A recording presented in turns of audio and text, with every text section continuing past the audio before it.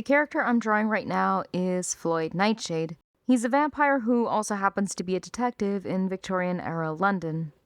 I love drawing this character. He's inspired by a variety of characters from Gothic literature, but the real inspiration is Robert Carlyle as Rumpelstiltskin in Once Upon a Time.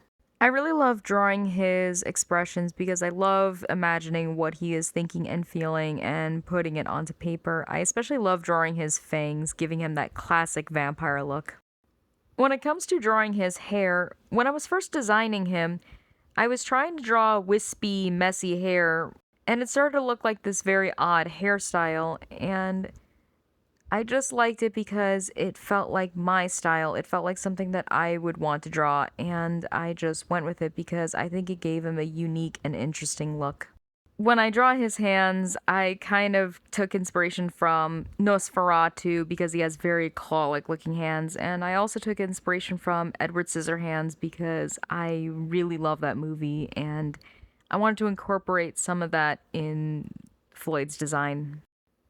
And I also took inspiration from Freddy Krueger. His personality is that he's intelligent, introverted, arrogant, sarcastic, charming, and he's a bit of a lone wolf. But he just loves all things that are dark and macabre. He does get a sick thrill out of killing people in a Jack the Ripper sort of way, but he does have a moral code. He prefers to spare the innocent, and he goes after people who are actually guilty of legit crimes.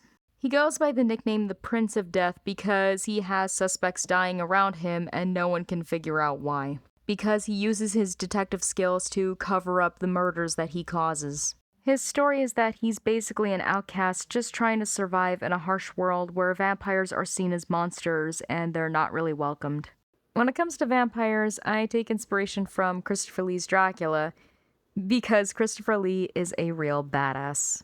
He just captures a great combination of classy and threatening vampires, and I really like that. I also take inspiration from films like Abigail, Fright Night, and Interview with the Vampire.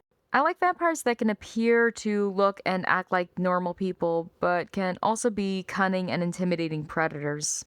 I've been working on this story for a really long time, and I'm constantly trying to develop it each and every day.